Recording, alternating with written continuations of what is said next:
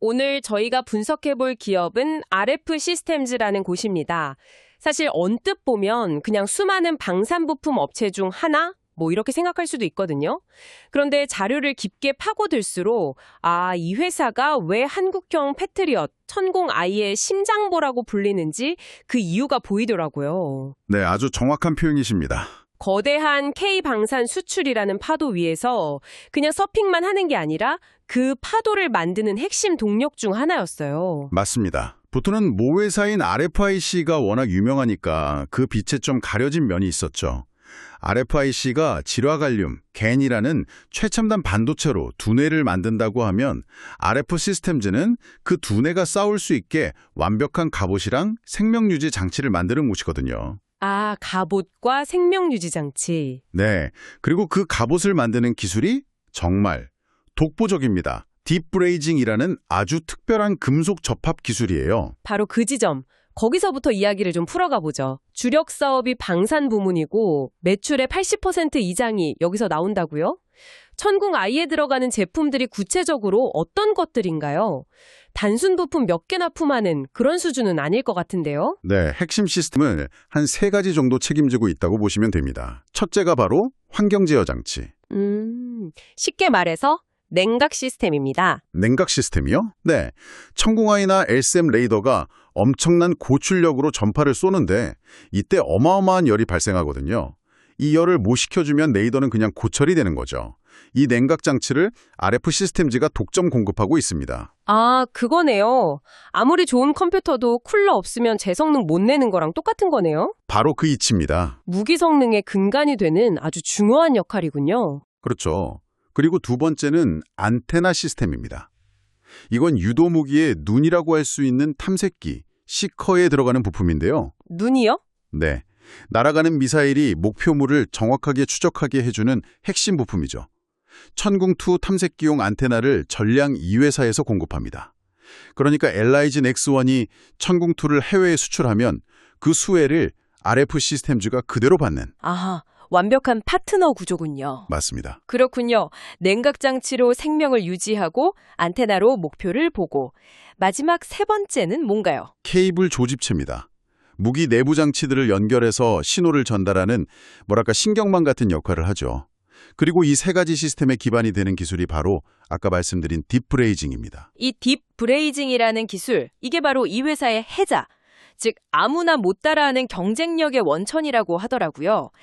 우리가 아는 용접이랑은 어떻게 다른 건가요? 부품을 600도짜리 뜨거운 소금물에 통째로 담근다고요? 상식적으로는 그냥 녹아버릴 것 같은데요. 하하, 그렇죠. 상상하기 어려운 그림일 수 있습니다. 용접이 특정 부위를 불로 지져서 붙이는 수술이라면 딥브레이징은 부품 전체를 600도에 가까운 용융염, 그러니까 녹아있는 소금물 욕조에 푹 담가서 통째로 접합하는 목욕에 가깝습니다. 아니, 목욕이요? 그렇게까지 극단적인 방법을 써야 하는 특별한 이유가 있나요? 그냥 용접으로 하면 안 되는 겁니까? 아주 좋은 질문입니다. 이유는 크게 3가지예요. 첫째, 완벽한 밀폐가 가능합니다. 용접 자국이 아예 없죠. 둘째, 열로 인한 뒤틀림이 거의 없고요.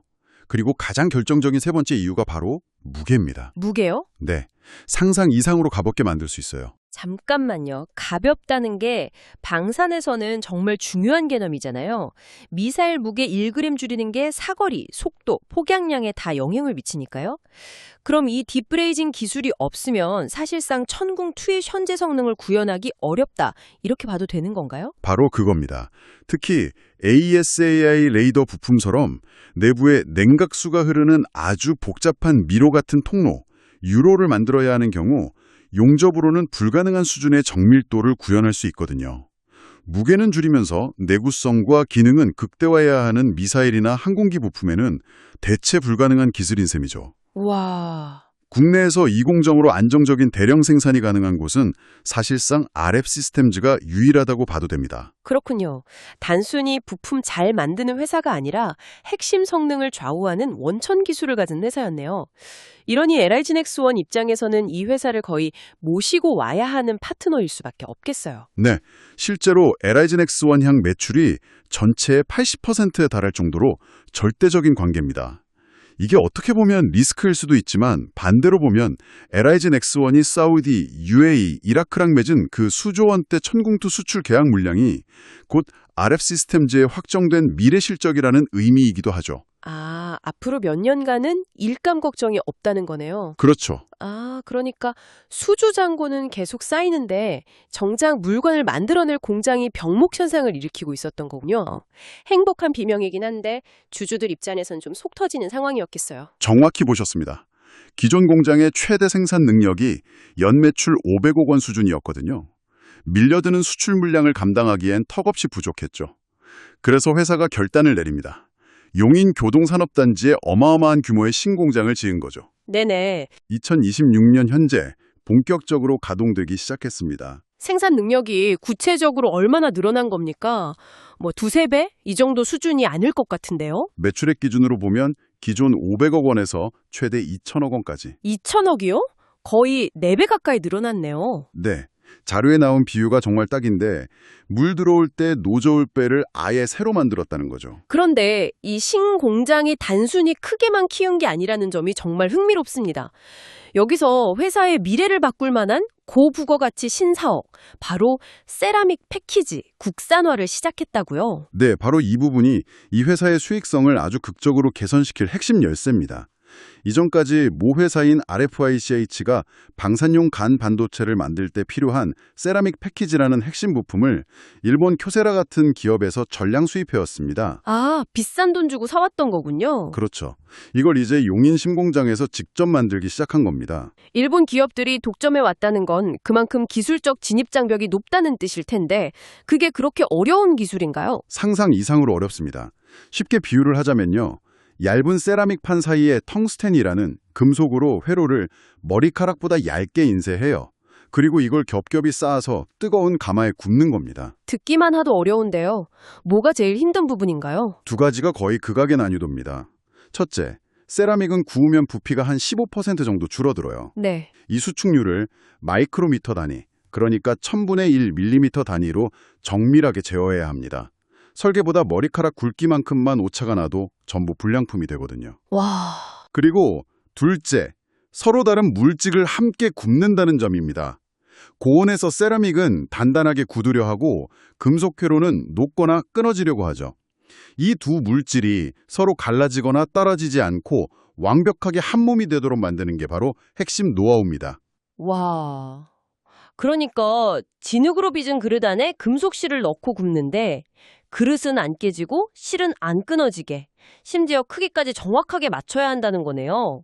이건 거의 예술의 경지인데요. 네, 그래서 일본 쿄세라가 수십 년간 독점할 수 있었던 겁니다.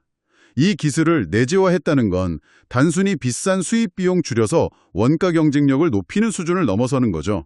국방안보 차원에서도 의미가 있고 이건 곧바로 회사의 이익률 상승으로 직결됩니다. 신공장 짓고 일본이 독점하던 부품까지 직접 만든다니 정말 대단한데요. 듣기에는 완벽한 성장 스토리인데 이게 그냥 기대감이 아니라 정말 회사 통장에 돈으로 찍히고 있는지가 궁금해지네요. 작년 2025년 실적이 나왔죠. 성적표가 어떻습니까? 완벽한 턴어라운드를 숫자로 증명했습니다. 2025년 잠정 실적을 보면 매출액은 382억 원으로 전년 대비 한 17% 성장했는데 주목할 건 영업이익입니다. 영업이익이요? 41억 원으로 무려 140%나 폭증했어요. 당기순이익은 50억 원을 기록하면서 드디어 흑자 전환에 성공했습니다. 매출 성장률보다 이익 성장률이 거의 10배 가까이 높다는 건 단순히 물건 많이 판 게 아니라 비싸게 마진 많이 남기고 팔기 시작했다는 거잖아요. 체질이 완전히 개선되고 있다는 가장 강력한 신호로 보이는데요. 정확합니다. 특히 4분기 실적을 뜯어보면 더 명확해져요. 4분기 한 분기에만 매출 135억 원, 영업이익 16억 원이 집중됐거든요. 연간 매출의 35% 이상이 마지막 분기에 몰린 건데 이건 천궁이-2 수출 물량이 하반기부터 본격적으로 실적에 반영되기 시작했다는 걸 의미합니다. 아, 성장의 초입에 들어섰다. 네, 바로 그 신호죠. 그렇군요. 그렇다면 앞으로의 실적을 가늠해 볼 수 있는 수주 잔고는 어떻습니까? 일감이 계속 쌓이고 있는 추세인가요? 가파른 우상향 곡선을 그리고 있습니다. 2024년 말에 531억 원이었던 수주잔고가 2025년 3분기 말에는 697억 원까지 30% 넘게 급증했습니다. 천궁이-2 이라크 수출 물량에 더해서 함정용 전자전 장비 부품 같은 신규 수주가 계속 쌓이고 있어요. 곳간이 아주 든든해지고 있는 거죠. 재무 상태는 어떤가요? 신공장 짓느라 돈을 많이 썼을 텐데 빚이 너무 많거나 하지는 않습니까? 그 부분도 확인해 봤는데 아주 건전합니다. 25년 3분기 기준으로 부채 비율은 62%, 현금 동원력을 보여주는 유동 비율은 236%로 매우 안정적이에요. 물론 신공장 건설 때문에 장기 차입금이 늘긴 했지만 이건 회사의 성장을 위한 아주 긍정적인 투자로 해석해야 합니다. 알겠습니다. 독보적인 기술, 폭발적인 수주, 그리고 그걸 감당할 새 공장까지. 삼박자가 딱 맞아떨어지는 그림이네요. 자, 그렇다면 현재 주가 수준은 어떤가요? 이런 성장성을 감안할 때 시장에서는 어느 정도의 평가를 받고 있는지 동종업계랑 비교하면 좀 더 명확해질 것 같은데요. 좋은 포인트입니다. 방산 경쟁사로 꼽히는 퍼스텍, 그리고 5G 통신장비 쪽 경쟁사인 KMW와 비교해보면 RF 시스템즈의 현재 위치가 명확해집니다. 현재 RF 시스템즈의 시가총액이 약 1,085억 원, 주가 수익 비율 PER은 약 20배, PBR은 2.2배 수준입니다. 스택은 매출 규모는 RF 시스템즈의 5배가 넘지만 이익률이 낮아서 PER 10배, PBR 0.9배로 저평가 상태에 가깝습니다. 덩치는 큰데 성장성이 정체되었다는 평가를 받는 거죠. 반면 통신 경쟁사인 KMW는 계속 적자를 내고 있어서 가치평가 자체가 좀 어려운 상황이고요. 아, 그림이 그려지네요. RF 시스템즈는 규모는 아직 작지만 그 압도적인 이익 성장성 하나를 시장에서 제대로 인정받아서 프리미엄을 받고 있는 전형적인 성장주의 모습을 하고 있는 거군요. 맞습니다. 투자자들은 지금 당장 버는 돈보다는 신공장과 신사업을 통해 앞으로 벌어들일 그 폭발적인 이익에 더 높은 점수를 주고 있는 셈입니다. 물론 이렇게 장밋빛 전망만 가득한 건 아닐 겁니다. 모든 투자에는 동전의 양면처럼 리스크가 있으니까요. 이 회사를 눈여겨보는 투자자라면 반드시 점검해야 할 리스크 요인들은 어떤 것들이 있을까요? 가장 먼저 짚어야 할 것은 역시 LIG 넥스원에 대한 절대적인 의존도입니다. 아, 80%라고 하셨죠. 네, 매출의 80%가 한 곳에서 나온다는 건 양날의 검이죠. LIG 넥스원이 잘 나갈 땐 같이 과실을 누리지만 만약 수출 일정이 지연되거나 계약에 차질이 생기면 RF 시스템즈 실적에 바로 직접적인 타격이 올 수밖에 없습니다. 포트폴리오 다변화가 시급한 과제겠군요. 또 다른 리스크는 없나요? 두 번째는 오버행, 즉 잠재적으로 시장에 쏟아져 나올 수 있는 매물 부담입니다. 약 30억 원 규모의 전원사채, CB가 아직 남아있는데요. 주식수로는 88만 주, 전체 지분의 6.5%에 달하는 물량입니다. 꽤 되네요. 네, 이 주식 누리질 원환 가격이 3,000원대라 현재 주가 수준에서는 언제든 차익 실현을 위해 시장에 나올 수 있거든요. 이게 주가 상승의 발목을 잡는 부담이 될 수 있습니다. 신사업에 대한 리스크도 있지 않을까요? 아까 그 어렵다는 세라믹 패키지요. 만약 수율이 생각만큼 안 나온다면 오히려 독이 될 수도 있을 것 같은데? 네, 그게 바로 세 번째 리스크입니다. 야심차게 시작한 세라믹 패키지 사업의 초기 수율이 안정화되지 않으면 이건 돈을 버는 사업이 아니라 오히려 돈을 까먹는 사업이 될 수 있습니다. 또 신공장이 본격 가동되면서 감가상각비라는 고정 비용이 크게 늘어나는 점도 초기 이익에는 부담 요인이 될 수 있고요. 마지막으로 본업인 방산과 달리 5G 통신 부분의 부진이 계속된다면 전체 실적의 발목을 잡을 수 있다는 점도 염두에 두어야 합니다.